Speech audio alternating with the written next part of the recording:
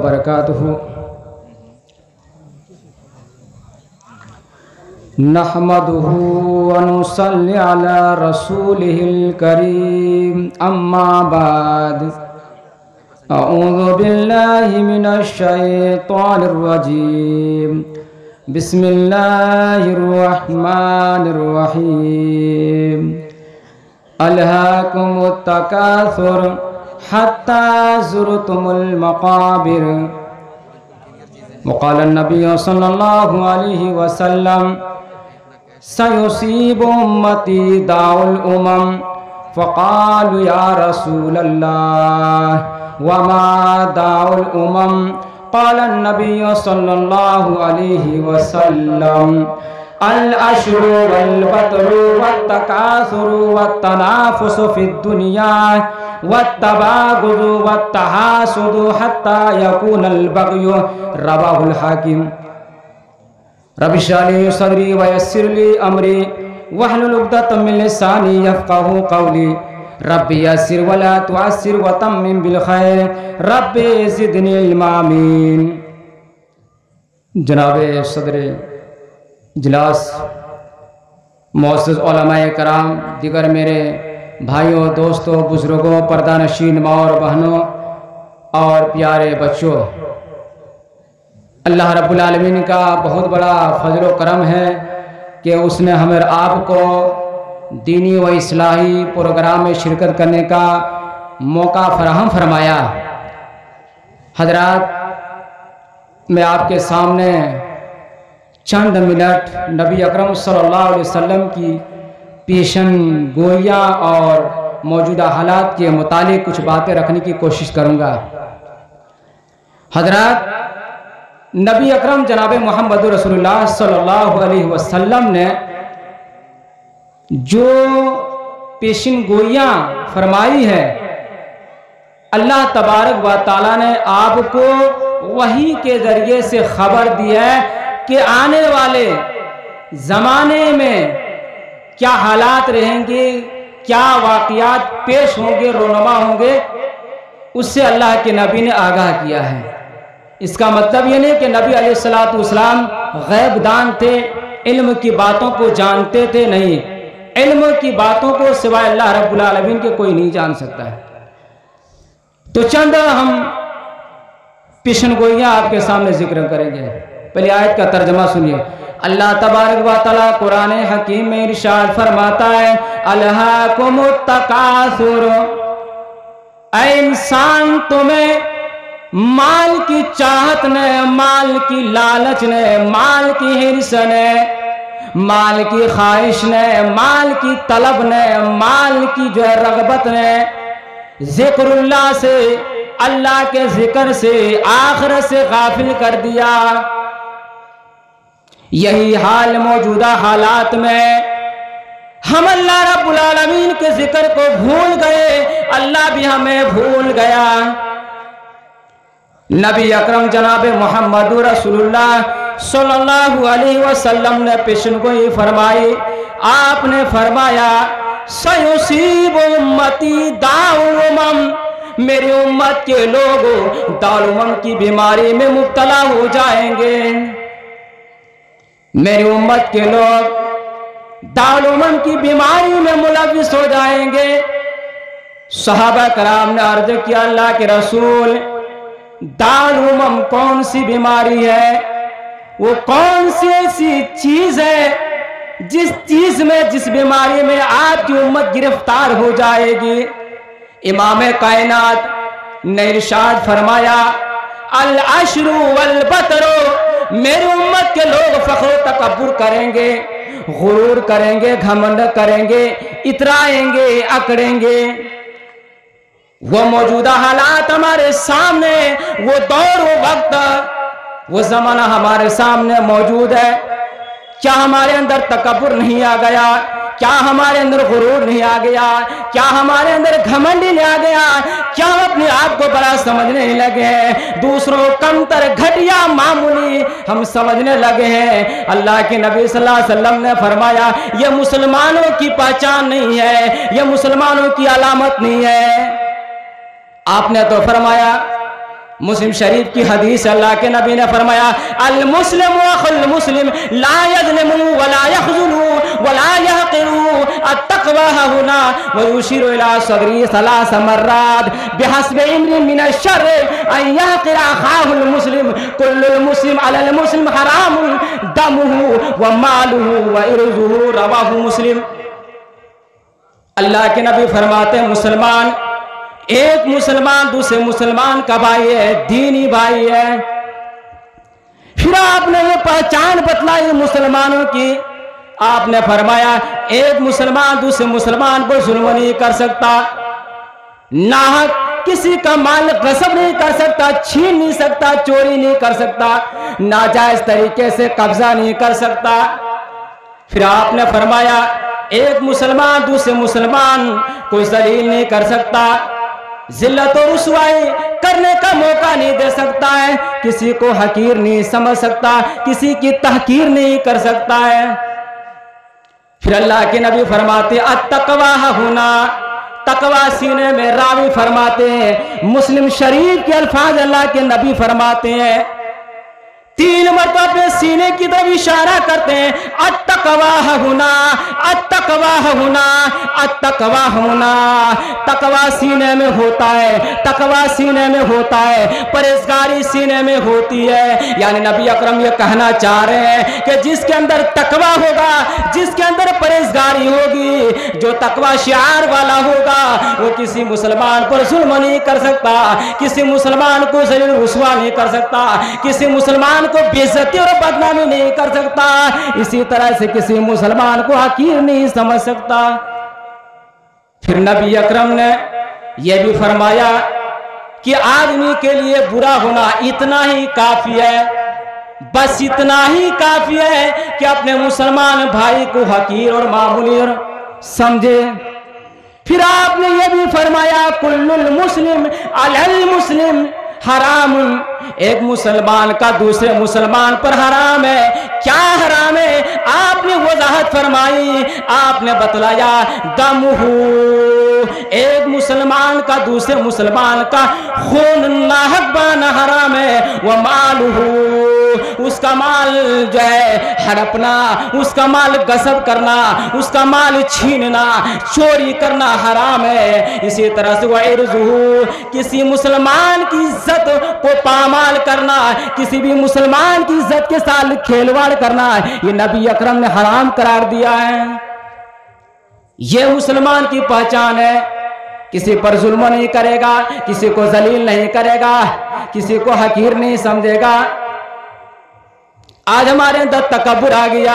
नबी अकरम ने जो पेशन गोई फरमाई आज हालात हाजरा में मौजूद है, हू बहू सेम टू सेम, ठीक ठीक तकब्बुर आ गया है। अल्लाह तबारक व तआला ने मना कर दिया है, वला तमशी फिल अर्द मरहा, ऐ दुनिया वालों, ऐ मेरे बंदो, क्यों तकब्बुर करते हो, क्यों जमीन में अकड़ करके चलते हो, क्यों इतरा करके चलते हो।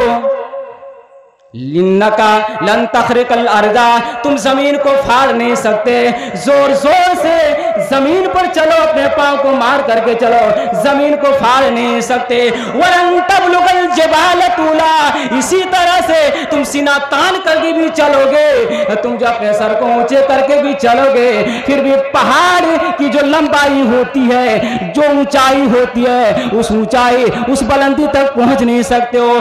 फिर घमंड क्यों, फिर तराना क्यों। हजरत लुकमान अलैहिस्सलाम ने अपने बेटे की नसीहत करते हैं, वला तमशी फिल अर्ज़ि मरहा, ऐ मेरे बेटे, तुम जो है अकड़ करके नहीं चलना, जमीन में इतरा करके नहीं चलना। इन्नल्लाह, बेशक अल्लाह ताला, ला युहिब्बु कुल्ल मुख्तालिन फखूर, अल्लाह तकब्बुर करने वालों को पसंद नहीं करता, अल्लाह मुतकब्बिरीन को पसंद नहीं करता, अल्लाह मुतकब्बिर को पसंद नहीं करता, अल्लाह गुरूर करने वालों को पसंद नहीं करता। आज हमारे अंदर गुरूर आ गया है, हमारे अंदर तकब्बुर आ गया।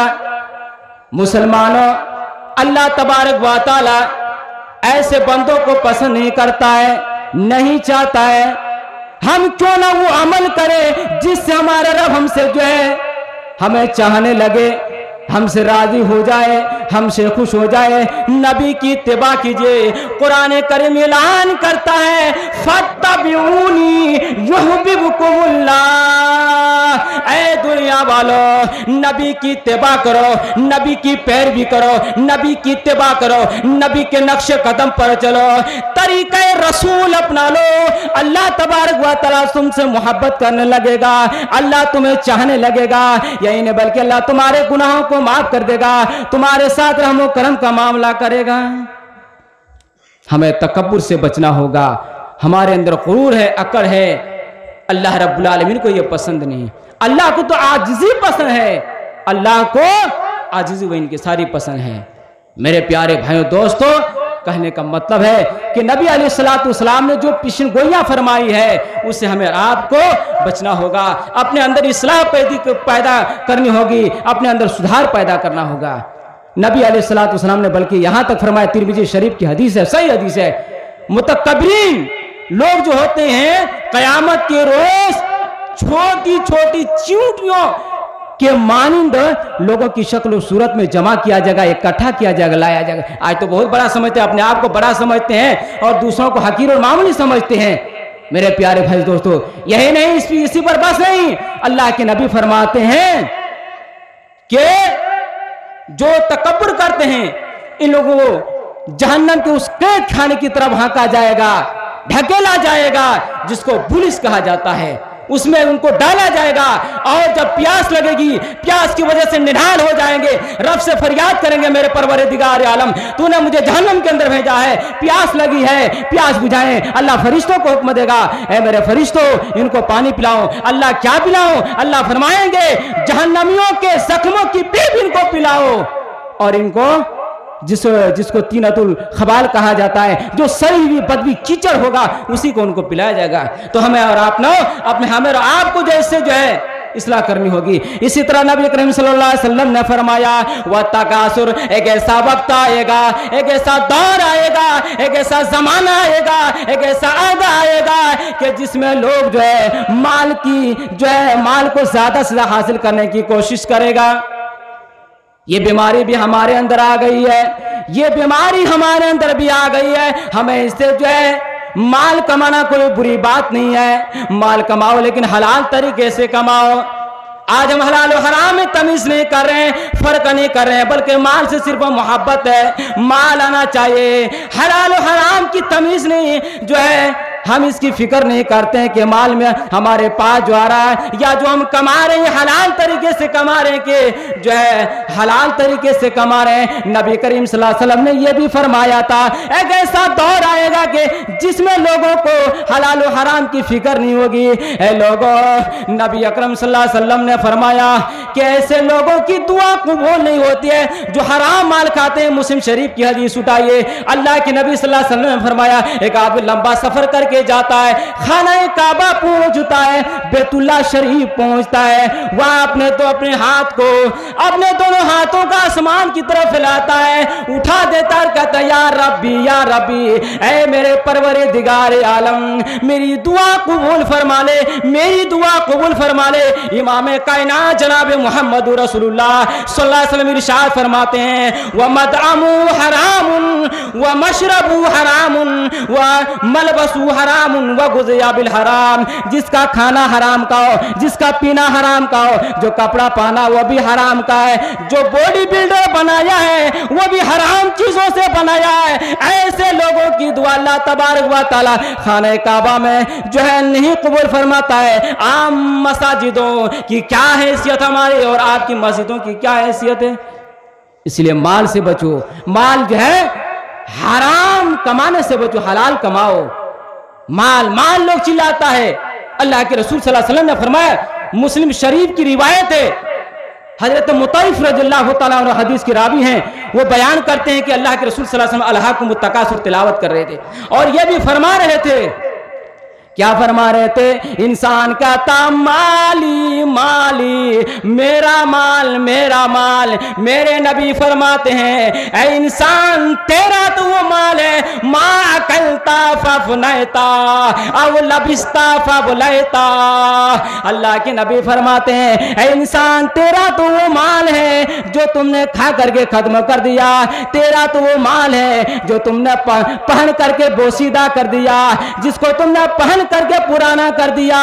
او اسی طرح اللہ کے نبی فرماتے ہیں او تصدقا فمزیتا، یا جو تم نے اپنے مال کو آگے جو ہے بھیجا صدقہ کر کے، آخرت کے لیے بھیجا۔